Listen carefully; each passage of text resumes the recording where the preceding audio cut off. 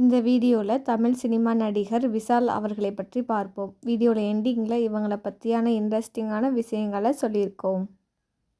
பெயர் விஷால். பிறந்த தேதி 29/8/1977. உயரம் 180 centimetre. School Don Bosco matriculation higher secondary school, Chennai. College Loyola college, Chennai. இவங்க விஷுவல் கம்யூனிகேஷன் தான் படிச்சிருக்காங்க. படித்து முடிச்சதுக்கப்புறம் ரொம்ப பிரபலமான தயாரிப்பாளர் ராம்கோபால் வர்மா கூட போய் ஜாயின் பண்ணி நம்ம ஒர்க் பண்ணணும் அப்படின்னு ஆசைப்பட்டிருக்காரு. அவங்க ஆசைப்பட்ட மாதிரியே அவர் கூட தான் அவர் ஜாயின் பண்ணி வேலை பார்த்துக்கிட்டு இருந்தார். அதுக்கப்புறம் தான் அவங்க அப்பா சொல்லிட்டாங்க, அதெல்லாம் முடியாது, நீ தமிழ் இண்டஸ்ட்ரியில் நடிக்கணும் அப்படின்னு சொல்லியிருக்காங்க. இவங்களோட அப்பாவும் ஒரு தயாரிப்பாளர் தான். இவங்களோட அண்ணனும் ஒரு நடிகை மற்றும் அவரும் தயாரிப்பாளர் தான். இவங்களோட அண்ணி ஸ்ரீ, அவங்களும் தெலுங்குல நடிகை மட்டும் இல்லாமல் திமிர் படத்தில் ஆப்போசிட் கேரக்டராக சூப்பராக பண்ணியிருப்பாங்க. அதுக்கப்புறம் தான் இவங்க அர்ஜுன் சார் கூட ஏழுமலை, வேதம் இது மாதிரி மூவியில் இவங்க நடிச்சிருக்காங்க. இவங்க நடிப்பை பார்த்துட்டு ஒரு டேரக்டரை கூப்பிட்றாங்க. நான் செல்லமே சொல்லிட்டு ஒரு மூவி எடுக்கிறேன், அதில் நீ தான் ஹீரோவாக நடிக்கணும் அப்படின்னு கேட்குறாங்க. அதுக்கு விஷால் சாரும் ஓகே நான் பண்ணுறேன் அப்படின்னு சொல்லியிருக்காங்க. விஷால் சாருக்கு ஜோடியாக ரீமா சென் மேம் நடிச்சிருப்பாங்க. பரத் சார் சின்ன பையன் கேரக்டர் மாதிரி இருக்கும். அவங்களும் நல்லா நடிச்சிருப்பாங்க. இந்த மூவி நல்லாயிருக்கும் பார்க்குறதுக்கு. சரி, அது இல்லாமல் இந்த படத்தில் அந்த பாட்டு எல்லாமே நல்லாயிருக்கும். டான்ஸு, பாட்டு எல்லாமே சூப்பராக இருக்கும்.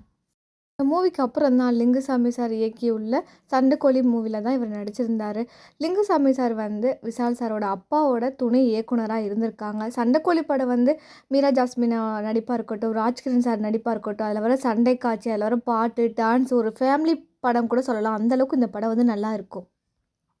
சண்டைக்கோழி மூவி மூலயமா தான் இவருக்கு அதிரடி ஹீரோ என்ற பட்டமே பெறப்பட்டது. ஏன்னா அந்தளவுக்கு சண்டைக்கோழி மூவியில் அவரோட ஃபைட்டிங் சீன்ஸ்லாம் ரொம்ப பயங்கரமாக பண்ணியிருப்பார். இவரோட ஃபஸ்ட்டு படம், செகண்ட் படம் அப்படி சொல்லவே முடியாது. அந்தளவுக்கு இவரோட ஃபைட்டிங் அந்தளவுக்கு நல்லா இருக்கும். இந்த படம் தான் இவருக்கு பேரு, புகழ் எல்லாத்தையும் பெற்றுக் கொடுத்தது கூட சொல்லலாம். சண்டைக்கோழி படத்துக்கு அப்புறம் ரொம்ப பெரிய பிக்கஸ்ட்டு ஃபிலிமாக கொடுத்தது திமிர் தான் சொல்லலாம்.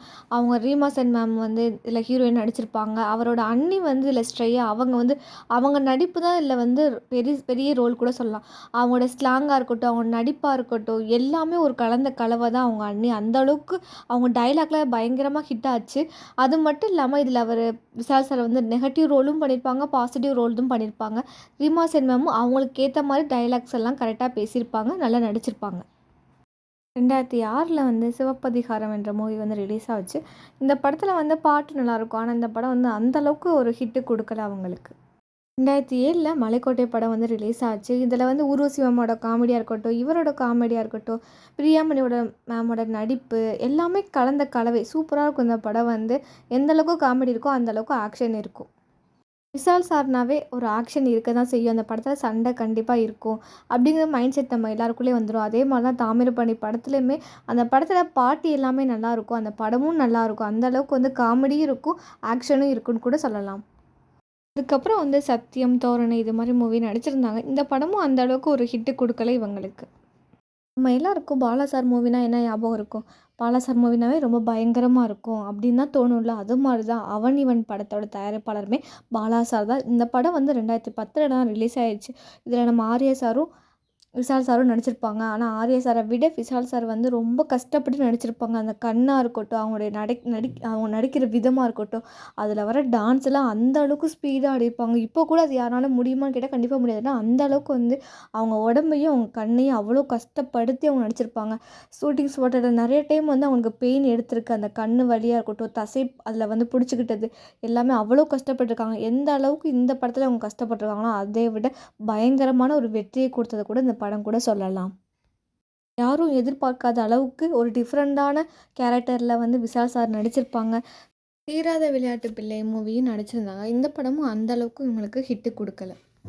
2011 வெடி படம் ரிலீஸ் ஆச்சு. எல்லாரும் எதிர்பார்த்தது என்னன்னா, அவன் இவன் மூவி மாதிரி தான் இதுவும் இருக்கும் அப்படின்னு சொல்லி எதிர்பார்த்தாங்க. ஆனால் அப்படி இது படம் இல்லவே இல்லை. வெடி படத்தில் இவரோட கேரக்டர் ஒரு போலீஸாக இருப்பாங்க. இந்த மூவிக்கு அப்புறம் அவங்க நிறைய மூவிஸ் நடிச்சிருக்காங்க. எல்லாமே அவருக்கு ஹிட்டு கொடுத்துருக்கு.